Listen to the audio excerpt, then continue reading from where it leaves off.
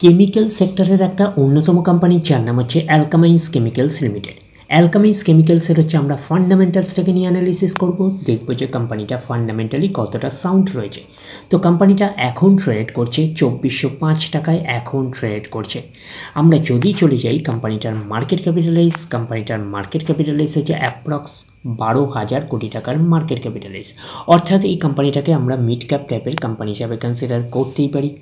তো কোম্পানিটার P ratio আছে 83.20 হচ্ছে পি রেশিও, এবং কোম্পানিটার আমরা যদি 52 উইক হাই যাই তো 52 উইক হাই হচ্ছে 2735 টাকা হচ্ছে 52 উইক হাই, এবং কোম্পানিটার আমরা যদি 52 উইক লো যাই 1808 টাকা হচ্ছে 52 উইক লো। তো কোম্পানিটার একদিনের পারফরমেন্স দিয়েছে 5%-এর মতন পজিটিভ রিটার্ন জেনারেট করেছে একদিনে। 5 দিনের পারফরমেন্স করেছে 1.5%-এর মতন পজিটিভ রিটার্ন জেনারেট করেছে 5 দিনে। 1 মাসের পারফরমেন্স করেছে 13.5%-এর মতন পজিটিভ রিটার্ন জেনারেট করেছে 1 মাসে। 6 মাসের পারফরমেন্স দিয়েছে 23.5%-এর মতন পজিটিভ রিটার্ন জেনারেট করেছে 6 মাসে। 1 জানুয়ারি থেকে পারফরমেন্স করেছে 11%-এর মতন নেগেটিভ রিটার্ন জেনারেট করেছে 1 জানুয়ারি থেকে। আমরা যদি চলে যাই 1 বছরে, তো 1 বছরে হচ্ছে 5.5%-এর মতন পজিটিভ রিটার্ন জেনারেট করেছে 1 বছরে। তো ন্যাচারাল ব্যাপার, আমরা জানি যে শর্ট টার্মে সেভাবে ওয়েলথ ক্রিয়েট হয় না স্টক মার্কেট থেকে, যত লং খেলবেন স্টক মার্কেটে তত হচ্ছে ওয়েলথ ক্রিয়েট হয়। তো এখন দেখার বিষয় কোম্পানিটা কি লং টার্মে ভালো পারফরমেন্স করেছে, লং টার্মে কি শেয়ার হোল্ডারদের ওয়েলথ ক্রিয়েট করে দিয়েছে, সেটাই কিন্তু এখন আমাদের দেখার বিষয়। তাহলে আমরা চলে যাচ্ছি কোম্পানিটার 5 বছরের চার্ট প্যাটার্নে। তো 5 বছরে পারফরমেন্স করেছে 590%-এর মতন পজিটিভ রিটার্ন জেনারেট করেছে 5 বছরে। তো 100% মানে ইনভেস্টমেন্ট ডাবল। তো ইনভেস্টমেন্টকে আমরা এইটুকুনি বলতে পারি 7 গুণের কিন্তু প্রায় কাছাকাছি করে দিয়েছে 5 বছরে। তো 5 বছরে কিন্তু হিউজ ওয়েলথ ক্রিয়েট করে দিয়েছে শেয়ার হোল্ডারদের, আমরা এইটুকুনি বলতেই পারি। এইবারে আমরা চলে যাবো কোম্পানিটার হচ্ছে ম্যাক্সিমাম চার্ট প্যাটার্নে। তো ম্যাক্সিমাম চার্ট প্যাটার্ন হিসাবে পারফরমেন্স করেছে 11,463%-এর মতন পজিটিভ রিটার্ন জেনারেট করেছে অল টাইম বা ম্যাক্সিমাম। তো কোম্পানিটা লিস্টেড হয়েছে 2007-এ, তাহলে 2007 থেকে এখনও অবধি রিটার্ন জেনারেট করেছে 11,463%-এর মতন পজিটিভ রিটার্ন জেনারেট করেছে অল টাইম বা ম্যাক্সিমাম। তো ম্যাক্সিমাম চার্ট প্যাটার্নটা কিন্তু লেফট টু রাইট ওপরের দিকে মুভ করছে, তো সেই হিসাবে কিন্তু একটা ডিসেন্ট টাইপের চার্ট প্যাটার্ন হিসাবে আমরা কনসিডার করতেই পারি। যেহেতু কোম্পানিটা একটা মিড ক্যাপ টাইপের কোম্পানি, যেরকম আপনাদের রিটার্ন হিউজ দেবে সেরকম কিন্তু বড় বড় কারেকশানস হবে, এটুকুনি কিন্তু মাথায় রাখবেন। তো এইসব জায়গাগুলো যদি আপনারা এক্স্যাক্টলি ক্যালকুলেশন করে দেখেন দেখতে পাবেন বড় বড় কারেকশানস দেখতে পাবেন। তো স্টকটার নেচারই এরকম। এইবারে আমরা চলে যাব কোম্পানিটার হচ্ছে ব্যালেন্স শিটে, দেখবো যে ব্যালেন্স শিট কতটা সাউন্ড রয়েছে। তাহলে আমরা চলে যাচ্ছি কোম্পানিটার ব্যালেন্স শিটে। আমরা চলে আসলাম কোম্পানিটার হচ্ছে ব্যালেন্স শিটে। আমরা ডেটা পাচ্ছি কবে থেকে? আমরা ডেটা পাচ্ছি 2013 থেকে আমরা ডেটা পাচ্ছি। আমরা ডিরেক্টলি চলে যাব কোম্পানিটার হচ্ছে রিজার্ভ অ্যান্ড সারপ্লাসে। তাহলে আমরা চলে আসলাম রিজার্ভ অ্যান্ড সারপ্লাসে। প্রথমে ছিল 97 কোটি, তারপরে সেটা গ্রো করে 130, 165, 189, 235, 287, 355 পরপর গ্রো করলো। তারপরে হচ্ছে 526, 782, 980 পরপর গ্রো করছে। তারপরে হচ্ছে 1159। তো 1159-এর পরে আমরা যেটা পাচ্ছি সেটা হচ্ছে 1257। তাহলে ওভারঅল দেখে কি বুঝতে পারছি, রিজার্ভ অ্যান্ড সারপ্লাসের মধ্যে কনসিস্টেন্সি রয়েছে প্লাস কিন্তু গ্রোথ রয়েছে, এটা কিন্তু কোম্পানির ক্ষেত্রে একটা পজিটিভ সাইন। তো এটা থেকে একটা আমরা ওভারভিউ পেতে পারি যে নেট প্রফিটের মধ্যেও কনসিস্টেন্সি প্লাস গ্রোথ থাকার পসিবিলিটিস অনেক অংশে রয়েছে। তার কারণটা কি, নেট প্রফিটের কিছু অংশ রিজার্ভ অ্যান্ড সারপ্লাসে ট্রান্সফার হয়। তো ওভারঅল ভিউটা আমাদের কাছে ক্লিয়ার হয়ে যাবে কোম্পানিটার প্রফিট অ্যান্ড লসে গেলে।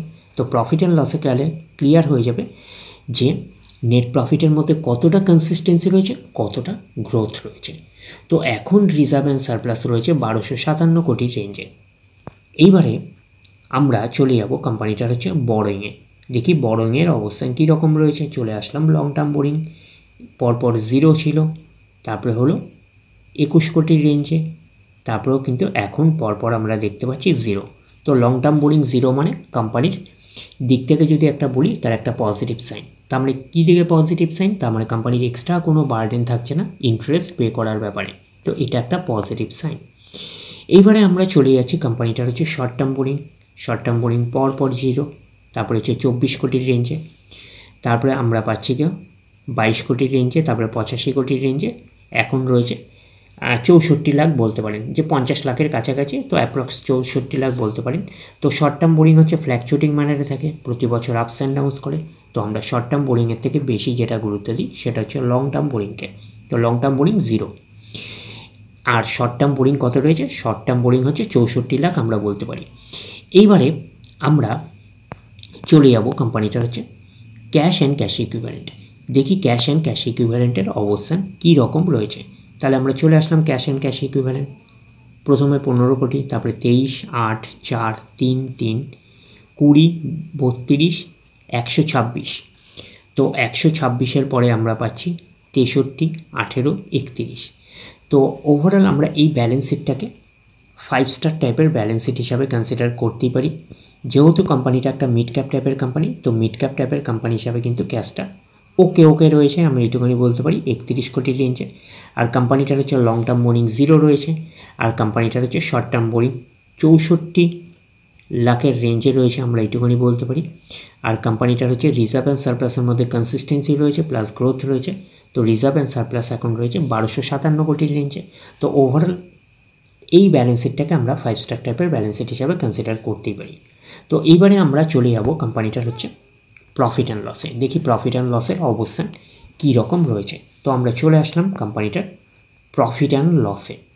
তো আমরা ডেটা পাচ্ছি কবে থেকে? 2013 থেকে ডেটা পাচ্ছি। আমরা ডিরেক্টলি চলে যাব কোম্পানিটার হচ্ছে নেট প্রফিটে। তো চলে আসলাম নেট প্রফিটে, পাচ্ছি কি 24 কোটি, তারপরে সেটা গ্রো করে 43, তারপরে স্লাইটলি জাম্প হয়ে 45, তারপরে আবার জাম্প করে 50, তারপরে একটা ফ্ল্যাটিস পারফরমেন্স 50, তারপরে 64, 84, 215, 295 পরপর কিন্তু গ্রো করলো। তারপরে একটা ডাউন পারফরমেন্স করে 225, তারপরে আবার স্লাইটলি জাম্প হয়ে 229, তারপরে কিন্তু আবার একটা ডাউন পারফরমেন্স করে 149, তারপর আবার একটা স্লাইটলি ডাউন পারফরমেন্স করে 148। তো ওভারঅল নেট প্রফিটের মধ্যে আমরা কি পেয়েছি? নেট প্রফিটের মধ্যে কিন্তু আমরা সেইভাবে কিন্তু প্রথম দিকে একটা কনসিস্টেন্সি পেয়েছি, মিডিল দিকেও একটা কনসিস্টেন্সি ছিল, তারপরে কিন্তু সেইভাবে কনসিস্টেন্সি আমরা দেখতে পাইনি। বাট এইটুকুনি বলতে পারি গ্রোথ রয়েছে কিছু কিছু জায়গা। তো রিজার্ভ অ্যান্ড সারপ্লাস থেকে একটা আমরা ওভারভিউ পেয়েছিলাম যে নেট প্রফিটের মধ্যে কনসিস্টেন্সিও থাকবে, প্লাস হচ্ছে গ্রোথ থাকবে। বাট কনসিস্টেন্সি সেভাবে না পেলেও কিছু কিছু জায়গা কিন্তু নেট প্রফিটের মধ্যে গ্রোথ পেয়েছে, আমরা এইটুকুনি বলতে পারি। যেহেতু কোম্পানিটা একটা মিড ক্যাপ টাইপের কোম্পানি, তো একটা স্ট্রাগলিং ফেজ থাকবে, যেরকম একটা আপস অ্যান্ড ডাউন্স ফেজ থাকবে, তো নেট প্রফিটের মধ্যেও কিন্তু সেরকম একটা আপস অ্যান্ড ডাউন্স পেয়েছে, আমরা এইটুকুনি বলতে পারি, যেহেতু কোম্পানিটা একটা মিড ক্যাপ টাইপের কোম্পানি। তো ওভারঅল আমরা এই প্রফিট অ্যান্ড লসটাকে কিন্তু 4 স্টার টাইপের প্রফিট অ্যান্ড লস হিসাবে কিন্তু কনসিডার করতেই পারি। এবং কিন্তু এখন একটা কেমিক্যাল সেক্টর একটা স্লো ডাউন ফেজের মধ্যে দিয়ে চলছে, তো সেই কারণে কিন্তু আপনারা এই জায়গাগুলোতে দেখছেন যে একটা ডাউন পারফরমেন্স করেছে, আপনারা দেখতেই পাচ্ছেন। তো এইবারে আমরা চলে যাব কোম্পানিটার হচ্ছে শেয়ার হোল্ডিং প্যাটার্নে। তো শেয়ার হোল্ডিং প্যাটার্নে দেখি কার কী অবস্থান রয়েছে। তো শেয়ার হোল্ডিং প্যাটার্নে আমরা চলে আসছি প্রমোটার মিন্সকে কোম্পানির ওনার কত পার্সেন্ট স্টেক হোল্ড করে রয়েছে? 71.97%। তো অ্যাজ পার সেবির রুলস অনুযায়ী কিন্তু প্রমোটার ম্যাক্সিমাম 75% পর্যন্ত স্টেক হোল্ড করে রাখতে পারে। তো সেখানে প্রমোটার হচ্ছে 72%-এর মতন স্টেক হোল্ড করে রয়েছে। FIS foreign institutional investor 3.10%, DIS domestic institutional 1.08%, আর পাবলিক রয়েছে 23.85%। তাহলে প্রত্যেকেরই কম বেশি ইনভলভমেন্ট রয়েছে। প্রমোটার হচ্ছে ম্যাক্সিমাম স্টেক হোল্ড করে রয়েছে 72%-এর মতন, আর এফআইএস 3%, আর ডিআইএস 1%, আর পাবলিক রয়েছে 24%-এর মতন।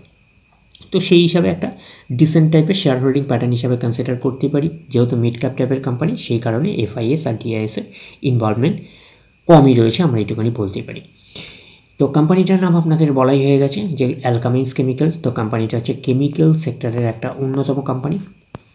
তো কোম্পানিটার মার্কেট ক্যাপিটালাইজ অলরেডি বলা হয়ে গেছে, অ্যাপ্রক্স 12,000 কোটি টাকার মার্কেট ক্যাপিটালাইজ, অর্থাৎ কোম্পানিটাকে আমরা মিড ক্যাপ টাইপের কোম্পানি হিসাবে কনসিডার করতেই পারি। তো কোম্পানিটার ROCE return on capital employed আছে 16.5%, ROE রিটার্ন অন ইকুইটি 12.3%। তাহলে আরওসি আর আরওই হচ্ছে ডিসেন্ট রয়েছে। তো কোম্পানির পারফরমেন্সের উপরে কিন্তু ডিপেন্ড করে আরওসি আর আরওই। আগামী দিনে যদি কোম্পানি আরও ভালো পারফরমেন্স করে, আরও গ্রোথ দেখাতে শুরু করে, তাহলে কিন্তু আরওসি আর আরওই হচ্ছে আরও ইমপ্রুভ করবে। তো ওভারঅল কোম্পানির পারফরমেন্সের উপরে কিন্তু ডিপেন্ড করে আরওসি আর আরওই। তো ওভারঅল আমরা এইটুকুনি বলতে পারি অ্যালকামাইন্স কেমিক্যালস লিমিটেড হচ্ছে একটা মিড ক্যাপ টাইপের কোম্পানি। তো মিড ক্যাপ টাইপের কোম্পানি হিসাবে কিন্তু কোম্পানিটাকে আমরা ফান্ডামেন্টালি সাউন্ড কোম্পানি হিসাবে কিন্তু কনসিডার করতেই পারি। তো ডিরেক্টলি গিয়ে জাম্প করে বাই করবেন না, ফার্দার স্টাডি করবেন। আফটার দ্যাট হচ্ছে আপনারা ডিসাইড করবেন এই স্টকটা বাই করবেন কি করবেন না। তাহলে এই অবধি, নেক্সট ভিডিওতে আবার আপনাদের সাথে আমার দেখা হচ্ছে। ধন্যবাদ।